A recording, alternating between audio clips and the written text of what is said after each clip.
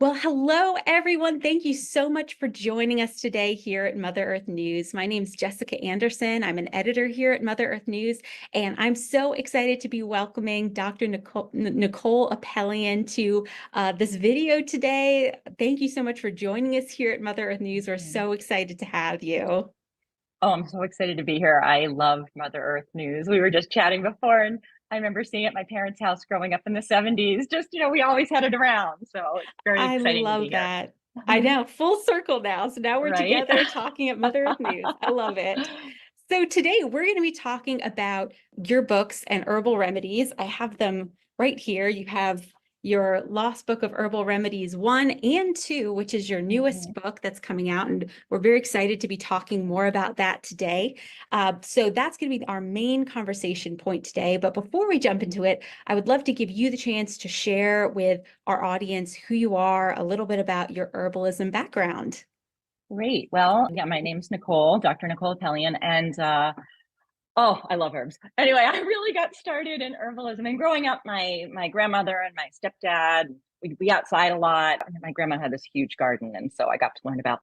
Hello, everyone. Thank you so much for joining us today here at Mother Earth News. My name is Jessica Anderson. I'm an editor here at Mother Earth News, and I'm so excited to be welcoming Dr. Nicole Apelian to this video today. Thank you so much for joining us here at Mother Earth News. We're so excited to have you. Oh, I'm so excited to be here. I love Mother Earth News. We were just chatting before, and I remember seeing it at my parents' house growing up in the 70s. Just, we always had it around. So it's very I exciting to be love here. that. I know, full circle now. So now we're Right? together talking at Mother Earth News. I love it. So today we're going to be talking about your books and herbal remedies. I have them right here. You have your Lost Book of Herbal Remedies 1 and 2, which is your newest book that's coming out. And we're very excited to be talking more about that today. So that's going to be our main conversation point today. But before we jump into it, I would love to give you the chance to share with our audience who you are, a little bit about your herbalism background. Great. Well, yeah, my name's Nicole, Dr. Nicole Apelian, and oh, I love herbs. Anyway, I really got started in herbalism. And growing up, my grandmother and my stepdad, we'd be outside a lot. My grandma had this huge garden, and so I got to learn about plants like yarrow and plantain and those sorts of things. And they were just sort of a natural part of her life in her English garden. But my stepdad and I would go out with our field guides. We'd go canoeing after work, school for me, and just spent a lot of time out of doors, looking at things and identifying things. And I naturally went into biology, and plant biology always fascinated me. But I didn't really deep dive into herbal medicine. I spent time in Botswana and worked a lot with Kalahari Bushmen and learned about their medicinal and edible plants. And that was a huge part of my education. But I didn't personally sort of go into academic research around herbs until I got really sick in the end of 1999 when I was diagnosed with multiple sclerosis and went downhill really quickly. Went from walking to wheelchair fast. And after about 2.5 years of not getting better and just being bedbound, I thought, all right, time to deep dive back into that academic research. And really, a lot of the research then was out of Asia on medicinal mushrooms. And so that is, well, what got me well, changing my diet and adding in things like dual extracted medicinal mushrooms. I take those tinctures of lion's mane, cordyceps reishi, and turkey tail every day. And so that, and then, getting myself well, herbs were such a huge part of that I really wanted to be able to share that information with others, because I feel like there's a lot that wasn't known. And now there's tons of research out there, like really good scientific research that backs up a lot of what we've known traditionally, and a lot of new things that are coming out as well. So it's a really exciting time for herbalism. And, I think a lot of people think about, oh, it's traditional folk medicine. Well, that's what we've used for tens of thousands of years, is traditional folk medicine. But like, I'm a scientist, so I love that now we're getting people who are getting funding to do research to back up what we already know. Yeah. Yeah, absolutely. And I love what you touch on, seeing that the science can fortify and back up the Yes. things that people have been practicing for years. Going back to some of that research that you started doing into mushrooms, who would you say were some of your big teachers that you learned from during that time? Well, at that time, there weren't a lot of people doing anything in the United States. It was pretty void. There were, some people teaching herbalism classes here and there, but mostly I relied on academic research and I did a lot of it on my own. And then I would, go out. I spent a lot of it, I like to call it just dirt time, spending time in nature and in my garden, getting to know the plants and then doing research on them to see what they're good for. Originally traditional research, and there's a lot of knowledge around that. But then really, testing things myself, and then finally, going into research online, mostly into academic journals, to see what was out there. And then my biggest teachers were really the Kalahari Bushmen. There's a community there I've been very close with. Now, the plants I use here obviously are not the plants they use there, right? It doesn't translate. But the idea of how you go about making medicine, how you go about finding medicine, how you cultivate relationships with nature, that they were a huge, huge influence on me. Yeah. Great. Well, thank you so much for sharing about yourself. And I'm excited to get into these books. So Lost Book of Remedies, Herbal Remedies 1 and 2, kind of looking at both of them. Why did you decide that you wanted to write these books, and who are you writing them for when that process was happening? Yeah, great questions. Well, my first book, I have 6 books out now, and my 7th comes out later this year. But my first one was The Lost Book of Herbal Remedies, and that's been our most popular book. And I think, for me, the reason I wanted to write it is because I felt like there wasn't a comprehensive, there's wonderful herbal books out there. I think, I have a whole library of them, so go for other herbalists too, but I wanted something really comprehensive, easy to follow, with a really good index so people could actually look things up, with plants that people would be familiar with, mostly around temperate regions of the globe. And so the Lost Book of Herbal Remedies is fairly comprehensive. It's got plants, water plants, forest plants, backyard plants, trees, lichens, and mushrooms, and a really broad swath of herbs that you can use in your daily life. And I wanted people to be able to access them. So really good identification pictures, what the edible uses are, what the medicinal uses are, things like harvesting instructions, how you do harvest these things, because that's important, and what parts, and recipes in there. So you could actually do kitchen herbalism. I wanted people to do stuff, be able to do things at home with their families, by themselves, but be able to utilize things, or out in the field. And then the first section of that book talks about how do you turn herbs into medicine? Because it's not rocket science, you can do it at home. And I wanted to be able to make sure that people had access to medicine when they needed it. And also medicine that's generally free and, gets to the root cause of things rather than just sort of going over symptoms. Now, there are some herbs that treat symptoms, just like there are Western medications that treat symptoms, right? But I wanted people to be able to have access to their own health and to be able to take charge of their own health, because that is what worked for me when I was so sick. And Western medication, I'm not anti that. We can talk about that. But, the Western medication for MS didn't work for me, and it made me much sicker. So I wanted people to have alternatives that actually work and that have proven to have worked. And so that was the primary reason for writing the first book and teaching people how to make tinctures and salves and decoctions, etc. And then the second book is an extension of that, different ways to process herbs, and different herbs. There are, plants and lichens and mushrooms, etc. There's so many of them. So to get them all in one book is pretty much impossible. Hence part 2. Yeah.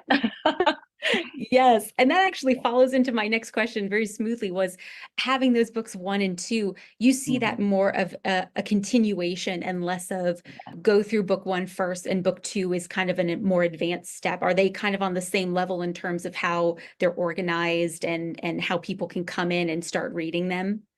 They're very much on the same level. They're organized very similarly. I like the organization style. I get a lot of comments how clear it is and easy to follow. The first one does have more on basic, drying herbs, harvesting herbs, tinctures, the basics of how to process it. The second book goes into things that are a little more esoteric. How do you make herbal vinegars? How do you make herbal satchels? How do you make herbal jellies? Those sorts of things. So it is a continuation of that. But as far as the herbs go, the books are set up the same way, and they are different. So if you're farming a library, this is a great series to have in that library of herbal plants. Yeah. Yeah, I was noticing that, how when I was comparing the 2 books, there really wasn't So there was probably a little repetition in terms of maybe introducing people to, this series and everything. But yeah, it was all completely different herbs and everything. But yeah, the structure is very similar. And I'd love for you maybe to just give readers and viewers a little bit of a run through of what the structure is in this book.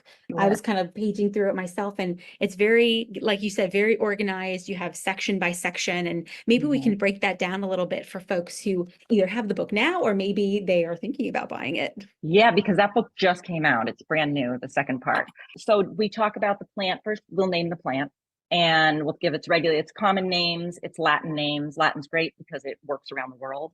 Especially good for that lost book of Herbal Remedies because it's in 5 languages now. So, having the Latin in there is really important. You don't need to memorize the Latin if you don't want to, but it's there because that's what people use. Then it talks about the general information about the plant. Where does it generally grow? Where is it found? Then it talks about identification. How do you identify this plant and tell it from others? We also, if there's a poisonous lookalike, have that in there as well. The next we talk about, and there are photographs, of course, for things like ID. Then we talk about edible uses, if the plant has any. A lot of them do. Then we go through the medicinal uses, something in general, and go through each of those in detail of what it's used for.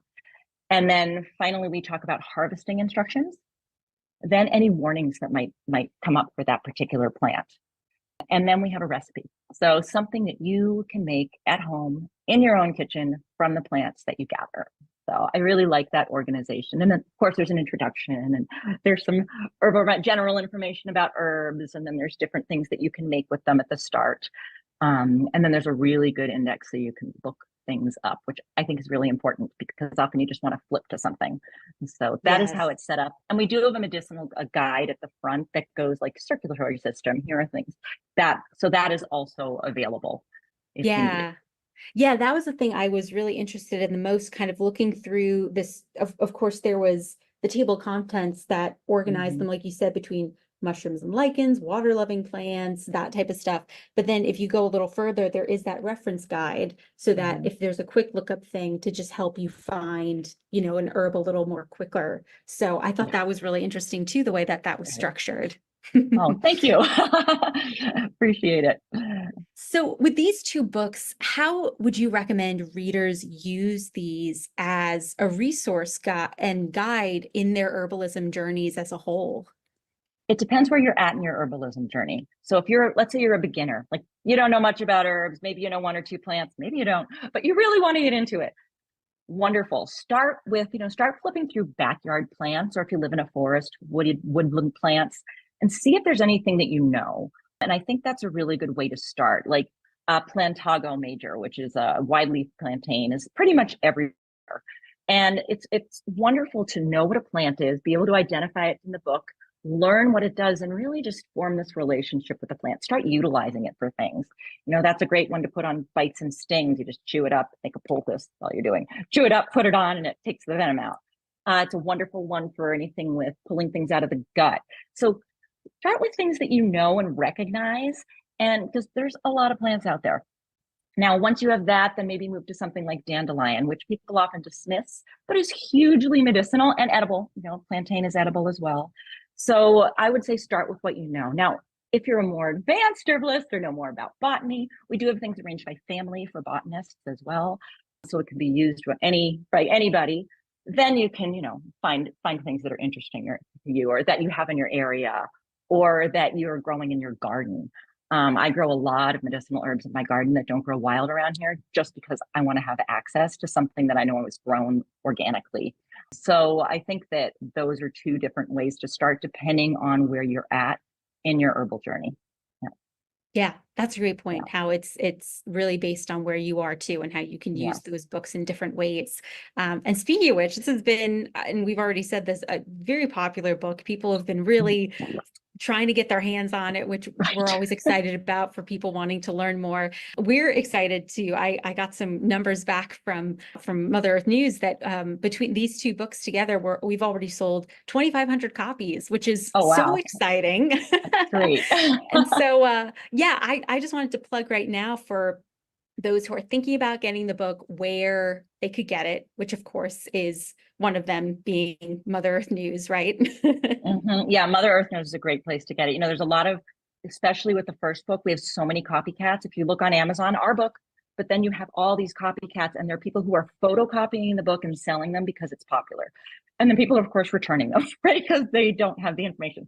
So Mother Earth News, there's very few retailed sellers. Amazon is one, but make sure you have the one that has like 19,000 plus reviews, right? Because otherwise they're fake. Mhm. Mother Earth News is a distributor. And for people who want to order them directly, you can go on my website, NicoleApelian.com. And I have all of the books, especially if they're ordering in a different language and things like that. It's available in Italian, Spanish, French, and German right now. So those links are all on my website under books so that people can find them and know that they're getting the right book. So yes, go to one of those three places to find your book. Yes, absolutely. And for those who want to order through Mother Earth News, you just go to store.motherearthnews.com and those books are going to be right there for you to order. So yeah, very important that you find it in the right channels. Right? Oh, I hate when people get a fraudulent book. It makes me really angry and sad that they've gone to this trouble to get this book and it's not actually the real book. So I feel you. yes. I get these flashbacks of like college when we've had to, had to go and order all of our books for the semester. And sometimes it Yeah. was quite the search. So it brings me back when I think about that. Yeah. Oh. Well, let's continue on and dive deeper into this idea of herbal remedies and the way that it's outlined in your book. I found when I was preparing for this interview, I was looking through, both your books, and in book 1 on page 33, you were kind of just outlining this whole like why behind herbal remedies, the ways that you can prepare it, just kind of big overview picture of everything. And you were kind of talking about just the usage of it in general and comparing it with kind of the modern medicine or Western medicine a lot of our audience may be familiar with. And this is a great quote that I wanted to just kind of open up here. And you say on page 33, this is not to say that modern day medicine and herbal medicine can't coexist. They can, but many new medicines can be easily replaced by herbs at a fraction of the cost and risk to both our wallets and our bodies. And I know we briefly touched on that earlier, and I thought this would be a great time to talk about it here. So sometimes we, and when I say we, just collectively speaking, we as humankind can sometimes live in extremes when it comes to health trends or, what's popular, and it can be confusing. But here you allude to in your book to more of this long-term balance. So what could it look like if people drew on both traditional and modern medicines for their health care? I think that's the perfect blend, right? So herbal medicine, I mean, I don't only use herbal medicine, but it is my first go-to. I rarely use Western medicine, but if it's necessary, I will use it. My kid breaks an arm, we're going to the ER, right? Unless we're in the middle of nowhere and I have to set it myself, like we're going because they're better at me than that. They're better than I am. But Western medicine has its place, but it's overused. That's the problem. And oftentimes it doesn't get to the root of the actual problem. Changing your diet, adding in herbal medicines, certain supplements can make a huge change. Exercising, right? Lifestyle, nature connection. This might sound for some people, oh, fruity tooty, but it's not. It works. There's proven science to work. I'm a scientist. And academic research is really important to me. And these things have proven use. For example, the medicinal mushrooms that I use to modulate, help autoimmune illnesses. The Western medicines didn't help me. Those did. They're immune modulators, they're antiviral, lion's mane has been shown to help rebuild myelin sheath, which with MS is really important. I wouldn't go a day without taking those. So I think there's a way to, balance the two. If you have a UTI, let's say, and you're trying herbal medicine and maybe it's not working, maybe that's the time. That's the time to go get something else. So balancing those, but for our household and our family, herbal medicine is our number one go-to. It's what we use when we travel. It's what we take with us when we're going somewhere. Yes, I bring a first aid kit and a tourniquet, right? Because I'm smart and that's what you should do, right? I think everybody should do that. But it is our primary go-to. I would never use something like a Neosporin, I use yarrow, a blend. I make an all-purpose salve in my apothecary, and that's what we use because it works. I just treated a really deep sword wound with it recently, and it worked. And the yarrow stopped the bleeding immediately because it's a great coagulant. So knowing that, and yarrow is everywhere, it's all around the world. So knowing a plant like that and having access to it is really helpful because A, it's free, right? B, you can find it just about everywhere. And I often carry it with me. It's in my first aid kit, just so I always have access.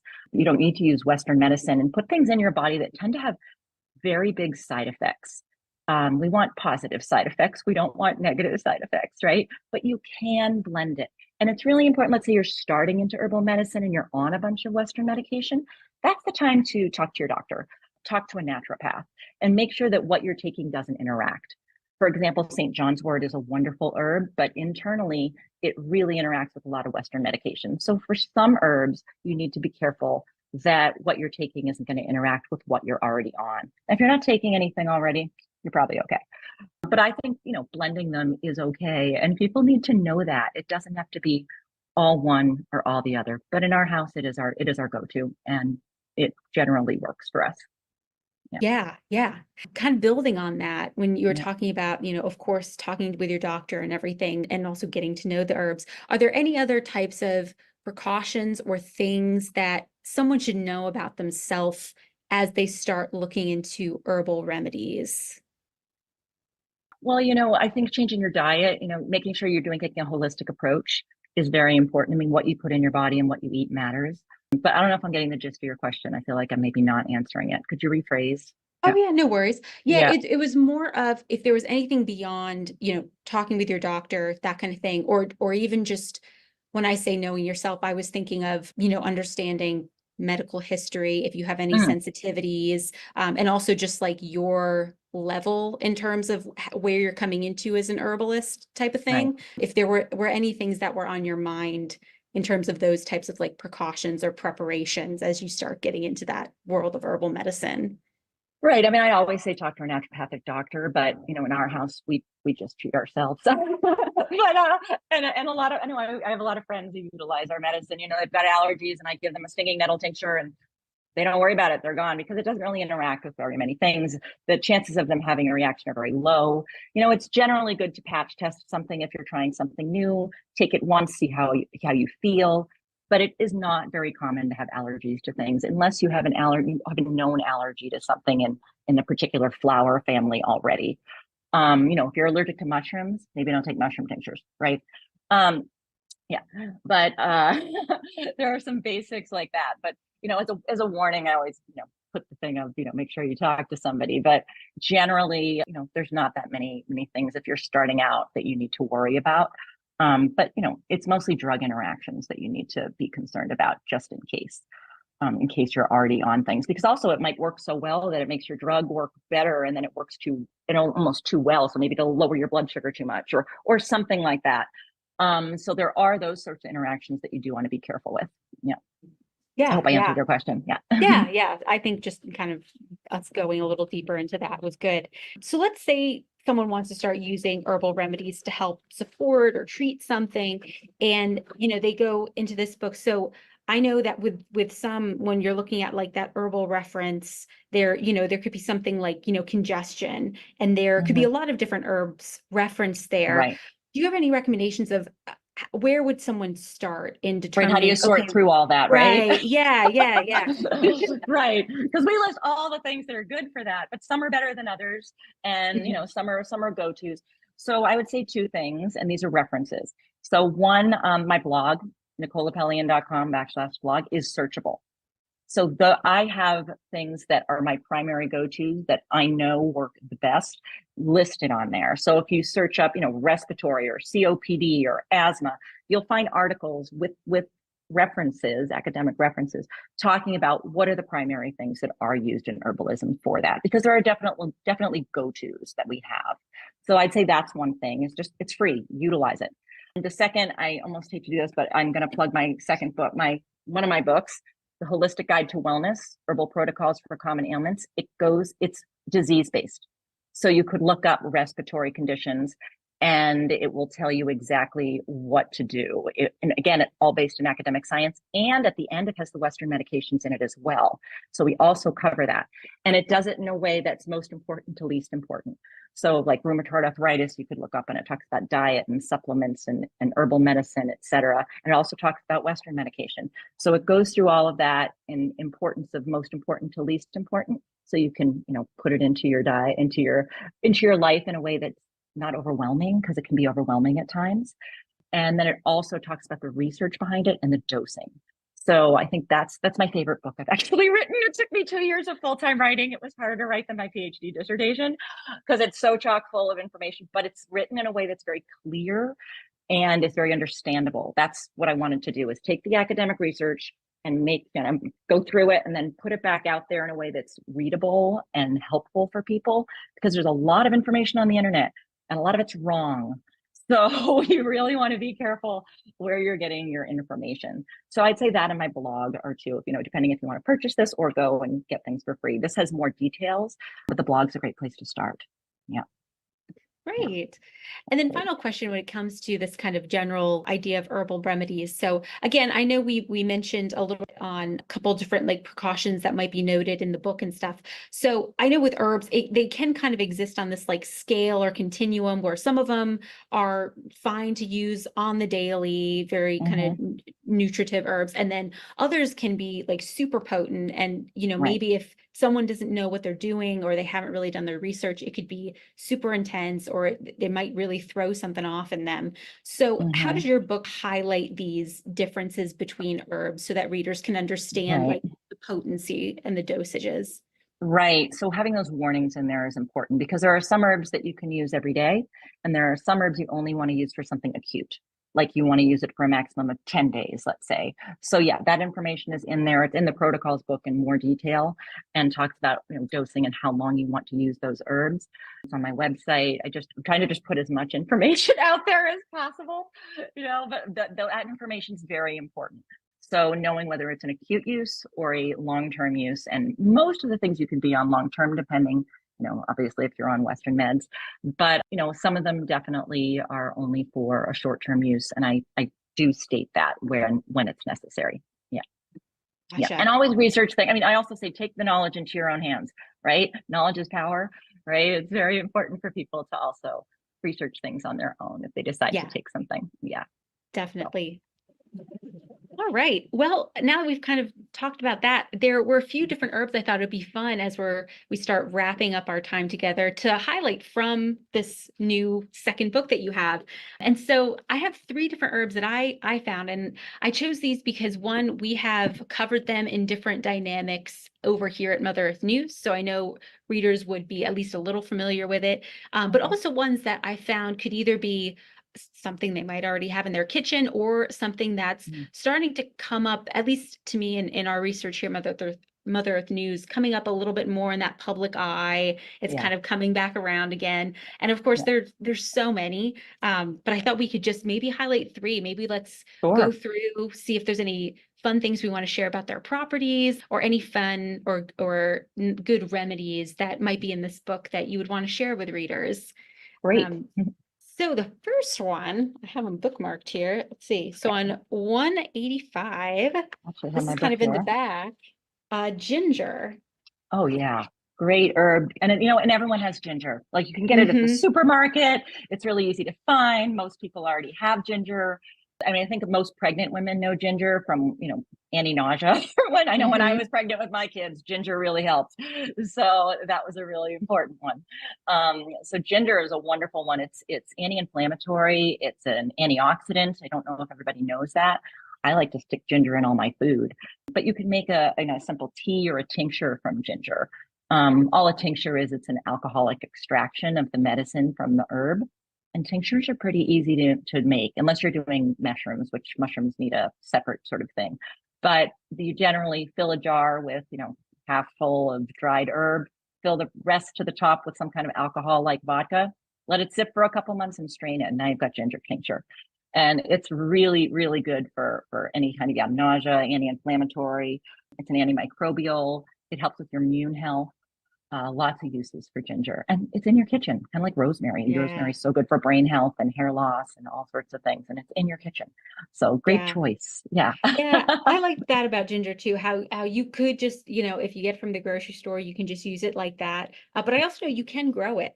We're Yes, you actually can. experimenting with some here in the office, which we almost gave up on it, and then it just started shooting up again. And I think that's pretty cool how that could also be something someone could grow. Turmeric too. It's really easy to grow. It's a really easy one, and we have like a box of it and stored in sand that my partner grew, and we always have it on hand because it's such a great anti-inflammatory. Again, Yeah. another kitchen herb. Yep. Absolutely. All right. So another one we got here is garden sorrel. I'm Oh pronouncing that yeah. right? Sorrel? Yeah, sorrel. Yes, there's lots of different sorrels, often known as sheep sorrel.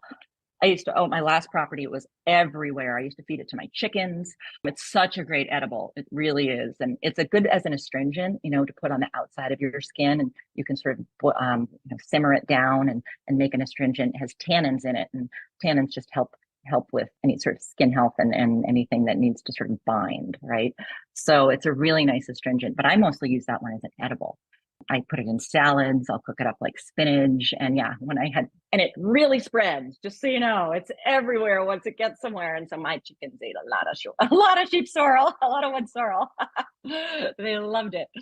And there's one that's similar. The wood sorrel is similar. And that's the one it looks like a clover. And it was my kids' favorite growing up. It tastes like sweet and sour candy, kind of. They wander through the forest and pop it in their mouth. And yeah, it has a really great taste. But yeah, sorrel is both types are fantastic, edible, but also a good medicinal as well. Yeah. Yeah. What would Yeah. you with garden sorrel, do you replace that, with like if you were to switch that with like spinach or kale or Yep. something like in your salads? Yes. Or add it to. I often will Mhm. take salads, but I have a big garden, so I grow a lot. I grow wild herbs and regular herbs, I guess, So I'll take, like, right now I've got a lot of Swiss chard and arugula coming up. So I'll take those and put them in, and then I'll go out and collect things like lamb's quarter and other things, miner's lettuce, things that grow wild. Sorrel would be a great example, and just throw it in the salad with everything else. Because I think we've learned that our gut biome, microbiome, it's where everything is stemming from, and the new research coming out around that. And one of the things they say that's so important is to eat a really wide variety of foods.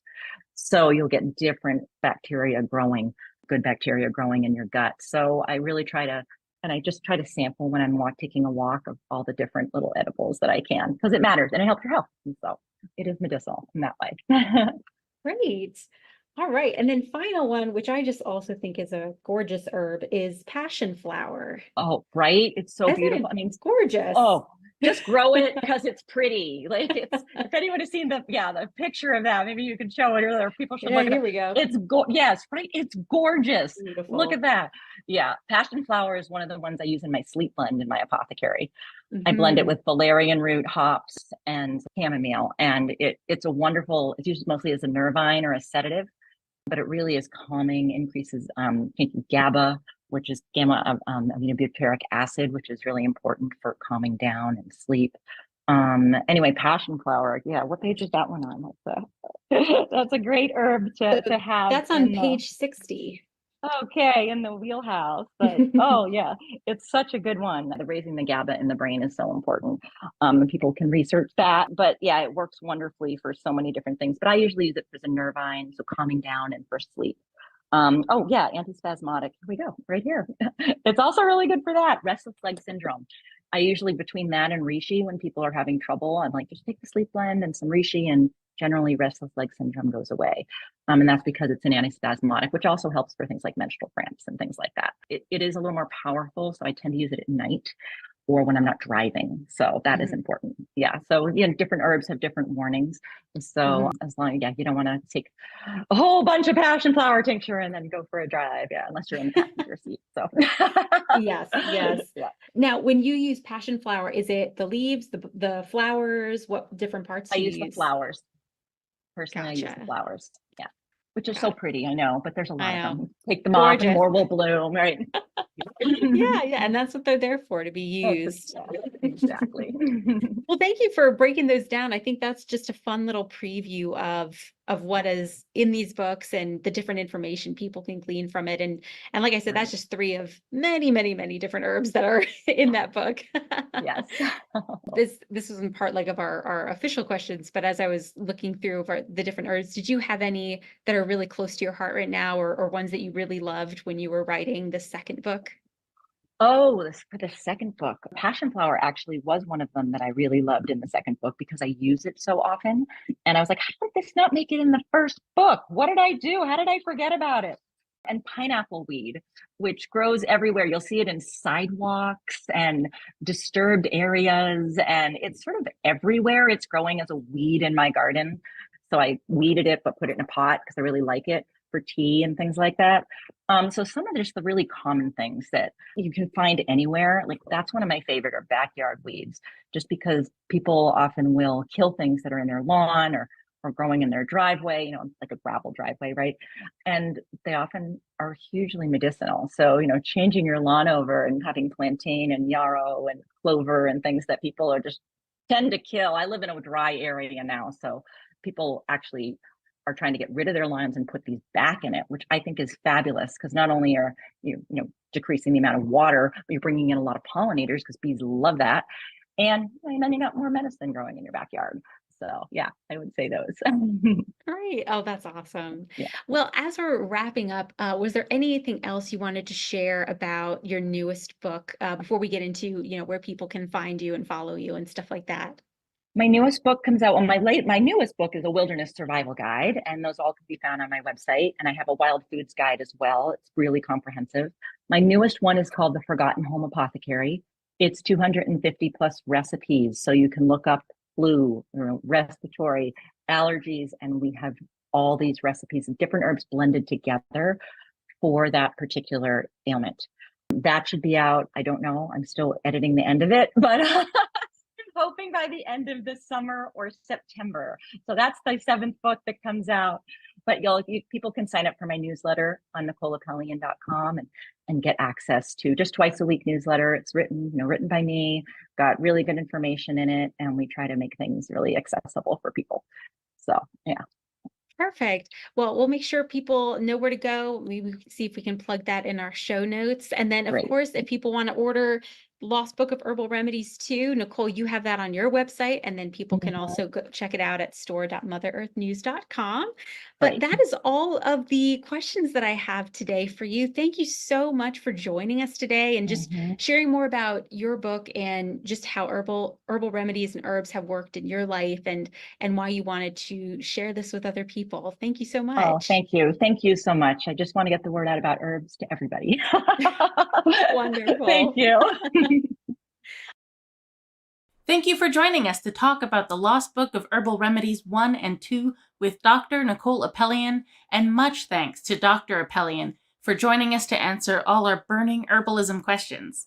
We're so grateful to you, our members, for subscribing to Mother Earth News and supporting us in our efforts to inspire can-do communities through the knowledge and experience of our writers, experts, and speakers. We couldn't do this without you. As members, you have unlimited access to our back catalog of over 400 videos, so go on and take your new herbalism know-how to our latest course, Natural Beauty from Home. Follow the link below and have Janice Cox walk you through the basic skills and building blocks for making your own herbal skin, hair, and bath products. Plus, if you're looking for more ways to safely include wild herbs, mushrooms, and berries into your diet, join regular magazine contributors Bruce and Elaine Ingram on Wednesday, July 24th at 1 p.m. Central. They'll be there to answer your questions about wild edibles and their toxic lookalikes. For those of you who cultivate your own nutrition, join Mother Earth News speaker and author Nikki Schauder on July 31st at 1 p.m. Central in a live workshop to get your fall garden in line just in time for one last harvest before winter. For the rest of our fall schedule, bookmark our upcoming videos page, linked below, and follow us on Facebook and Instagram for updates. Your comments on socials and your letters and questions sent to us at letters@motherearthnews.com help us to form our content. So don't be shy. Reach out and let us know what you'd like to learn about next. Again, thank you so much for your support. And until next time, don't forget to love your mother.